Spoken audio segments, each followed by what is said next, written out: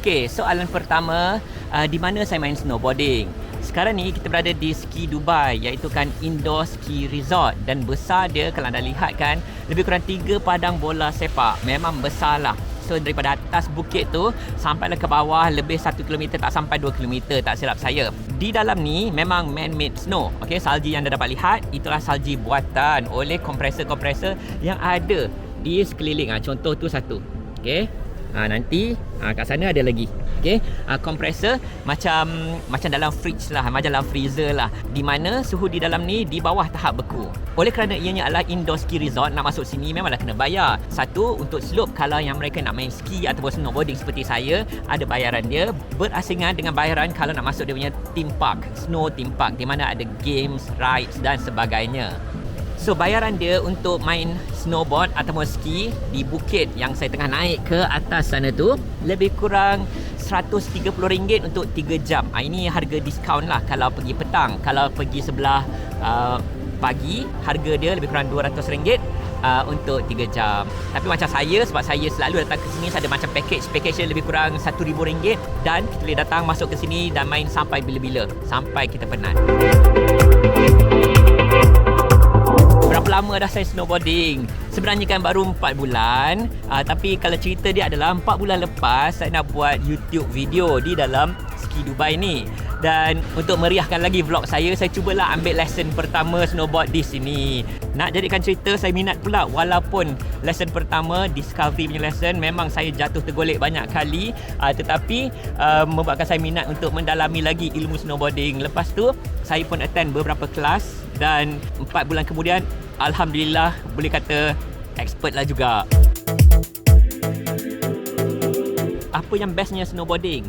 Snowboarding ni adalah salah satu extreme sport. So bila extreme sport ni kan dia ada adrenalin dia lah, sebab kita turun daripada atas cerun ke bawah memang dengan laju dan kita kena kontrol kelajuan tersebut dengan papan saja. Dan yang membuatkan lagi best adalah papan dia basic je. Dia bukan macam skateboard. Skateboard dia ada roda kan. Ini hanya papan basic saja, dengan hanya papan dan diri kita sendiri kan kita kena pandai kontrol untuk turun dengan laju ke, untuk pusing kiri ke kanan ke, nak lompat ke, nak slide ke, nak drift ke dan sebagainya. So jadi I think apa yang buatkan snowboarding ni menarik untuk saya adalah the freedom, rasa macam kebebasan kita daripada atas sampai ke bawah dengan kelajuan lagi, dan kita kontrol dengan hanya papan yang basic sahaja. Itu buatkan macam best lah.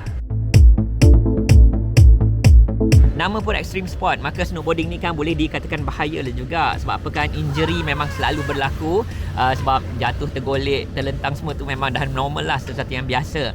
Kematian pun pernah berlaku juga banyak kali. In fact, salah seorang racer yang terkemuka, Michael Schumacher pun koma akibat main ski. Macam ni lah. Tapi of course kita ambil langkah berhati-hati apabila main extreme sport. Seperti pada awalnya memang kita kena berlatih dengan instruktor profesional. Dan kemudian adalah level kelas dia. Contoh, kita perlu juga pakai alat-alat seperti helmet, untuk mengelakkan daripada sebarang kecederaan yang lebih-lebih lah. Tapi ada juga yang tak pakai helmet.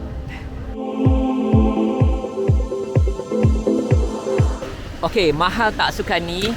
Kalau nak saja-saja cuba, tak mahal sangat sebenarnya. Tak silap saya, kalau dia punya discovery kelas yang pertama, kalau kita masih lagi baru nak cuba, nak belajar, rasa dalam RM300-400 sahaja untuk belajar basic asas snowboarding ataupun asas ski.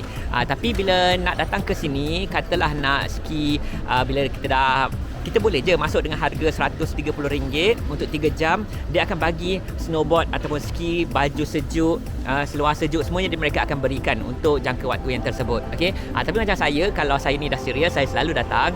Saya ada snowboard sendiri, saya ada baju sendiri, saya ada kasut sendiri, semuanya sendiri punya lah. Dari segi harga snowboard ni lebih kurang RM2,000 pun dah boleh dapat dah. Yang mahal pun of course ada juga. And then baju sejuk, seluar sejuk, and boot. Boot pun perlu juga, boot khas untuk snowboard, lebih kurang RM1,000 pun dah boleh dapat juga. So jadi dari segi equipment mungkinlah RM4,000, RM5,000 kalau nak yang sendiri punya, yang okey lah. Kalau nak yang lebih mahal, maka harga lebih tinggi. So jadi murah ada, mahal pun ada juga. salji di sini pelbagai, yang tebal ada, yang nipis pun ada, dan sebenarnya kan itu sebahagian daripada challenge sebagai seorang snowboarder ataupun skier. Kat sini pun bukan hanya saja salji tebal atau nipis, ada bahagian yang berbukit sedikit, ada bahagian untuk lompat sedikit, ada bahagian yang flat, ada bahagian yang cerun dia lebih cunam. So jadi semua ni kan adalah untuk snowboarders dan juga skiers untuk explore dan cuba kontrol keadaannya. So jadi bukannya semuanya nipis saja atau semuanya tebal saja, bukannya semuanya straight kan, tetapi kan ada pelbagai dia punya what you call it kan, terrain dia, ada pelbagai dia punya kesusahan dia, dan itu adalah part of the challenges lah untuk kita sebagai snowboarders. Saya tak pernah lagi pergi ke bukit sebenar lah, kawasan gunung salji sebenar. Sebab apa kan, saya pun belajar dalam kawasan ski Dubai ni, tapi itu salah satu impian lah. InsyaAllah mana tahu ada rezeki apabila lepas travelling dah seperti biasa, memang setahun dua lagi insyaAllah itu salah satu saya punya impian, cita-cita, pergi ke bahagian gunung salji yang sebenar dan turun daripada atas gunung sampailah ke bawah insyaAllah. Okay, ada rezeki saya akan tunaikan juga matlamat saya ataupun impian saya itu. So jadi sekarang ni kita tengah praktis lah lagi, okay, belajar lagi di kawasan ski Dubai ni.